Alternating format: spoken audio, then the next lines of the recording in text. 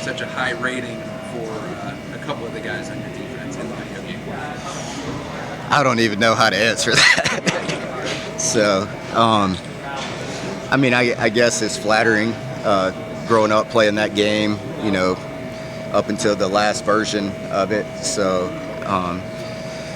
you know, hopefully we can get back into dynasty mode this year somehow.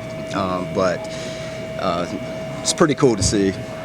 What do you think is so great about the game coming back for the landscape of college football, just another avenue for fans to enjoy it? Yeah, definitely. I mean, that was the game for me growing up. You know, calling plays, calling your defenses, and building your teams, and just the competitiveness of playing your buddies, so forth and so on.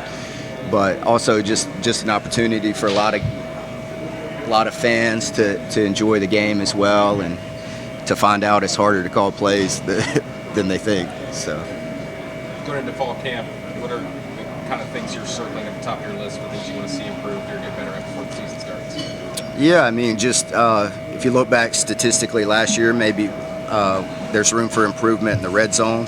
You know, I think we were 8th in defensive efficiency in the red zone, but scoring percentages were a little higher than we like down there. So red zone's been a major emphasis. And then always harping situational football. So third down, you know, I feel like we can grow in that area as well, what we're doing there. And then explosive runs for touchdowns. You know, I think the explosive plays were down tremendously last year from 2022, but we gave up some big play runs that were really crucial. The Miami game, NC State game, so forth and so on. But those have kind of been the main focuses for the offseason. Forcing turnovers was a big thing for your defense last year. Do you think they'll be able to replicate that much success in the turnover battle, or is it, you know, maybe going to be on par? I want to improve upon it. So, no, that was awesome. You know, you get what you emphasize, and you know that's a big emphasis last year especially, but this year as well. So hopefully that comes to fruition as well. I'd like to break that. We tied it, but I'd love to break the school record for defensive touchdowns in the season. Coach, apologize if you already talked about this, but Coach Houston was talking about moving Peter Woods around, moving him on the edge on a week-by-week basis, depending on who you're playing. How's he doing there? You know, and picking that up and just learning how to play that position.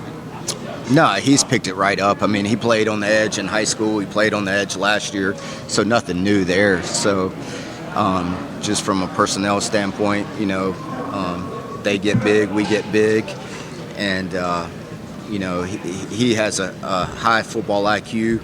He understands block recognition from all different techniques, and just his ability to process schematically when he's inside versus outside gives him the ability to have that type of versatility as well. I know you've had some turnover in the secondary, but just in terms of like the sheer like athleticism, skill set, is this potentially as talented a group of, you know, contributors in the back end as you're going to have? Yeah, I mean, I feel like we have a chance to be really good back there. Obviously, a lot of guys that are young, with a good mixture of some old veteran guys like RJ and T-Bone, and but athletically, I feel like those guys. There's a lot of guys that can play really good man coverage and play tight coverage on guys. And, you know, I feel like that's a game changer, the ability to play man, deny the ball coverage, and make quarterbacks make precise throws on a consistent basis. You know, if you go back and look at the month of November last year, I think we led the country in pass defense, and shoot, it wasn't nothing earth-shattering. A lot of man-free, a lot of man-match quarters, and making those quarterbacks make precise throws. And but I feel like there's a lot of guys back there that can have a great impact this year. You mentioned those numbers from November. Maybe you look at the full season. You guys were probably, aside from Michigan, as good a defense as there was in the country last year. Do you feel like people kind of overlooked how successful that group was last year? Probably so. I mean, I feel like, you know, may have started not where we wanted to, game one. And then just as the year progressed, I feel like every week we got better and better. Cut down the explosive plays was huge. We played better on third down as well, and just feel like the chemistry and cohesion of last year's group was really good, and I feel like that showed on the field. Is that carried over into this year, do you feel? I do feel like that. I know there's a lot of attention, obviously, on Sammy Brown coming in as this elite recruit. I talked to Dabo a couple of months ago. He was saying, don't overlook Wade Woodaz, and that he really liked what he's seen from Wade so far. I guess, one, where do you see Sammy fitting in early, and B, two, how impressed have you been by Wade, and what do you think he can do this year? Yeah, I think Wade can be the guy. You saw that in the bowl game, him moving inside. Had a couple weeks of work at playing Mike, and just his ability to go in there and process things, set the front. That's new for him.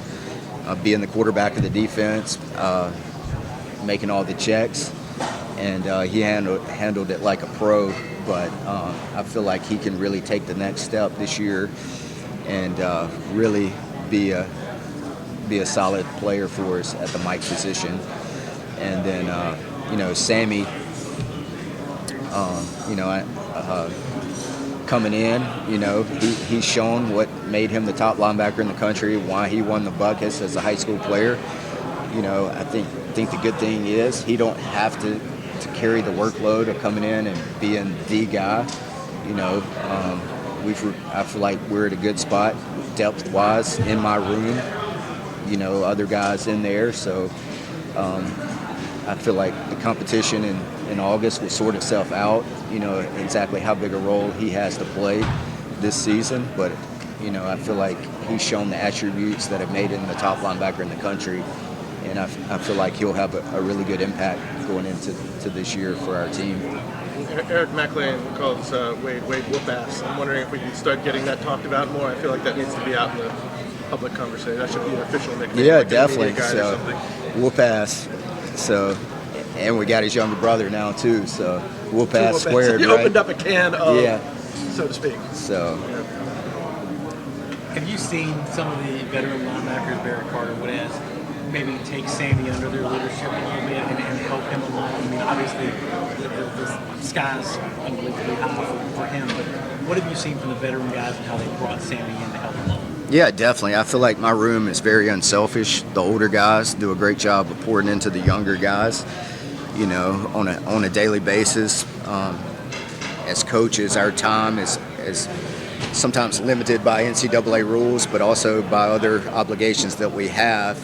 So those guys do a great job of doing player-led meetings, not only on the field, but off the field, just how to take care of their body, how to study film. Those guys do a great job of taking young guys under their wings. And I feel like it's just the culture at Clemson that's been created over the years. You see it at all three levels. RJ and Tyler are like coaches. I see them in there running meetings. Or maybe it's a Saturday and they got some young guys with them and they're out here working on the field when nobody's watching or nobody's around or whatever it is, taking them out to dinner. I feel like we have a very unselfish culture, and everybody's pulling in the right direction. What stands out about Sammy's skill set? You got to see him some in the spring. You said he looks the part of the top linebacker in the country. What stands out specifically? Obviously, he got great size. 6'3", 235 to 238, whatever he is, but being that big and being able to run like he can, state champion in track, state champion in wrestling, great running back, ran for thousands and thousands of yards in high school, and then just growing up around the game, being a coach's kid, just his knowledge of the game, his understanding, playing running back and playing linebacker. I feel like they see things almost identical, just on opposite sides of the ball. So I feel like that goes hand in hand. And then just his work ethic. You know, he loves the weight room, loves the grind, and very unselfish, extremely hardworking guy. And you could go on and on about the type of character he has. Last question. All right. Thank you, Coach. Yeah, thank y'all. Video.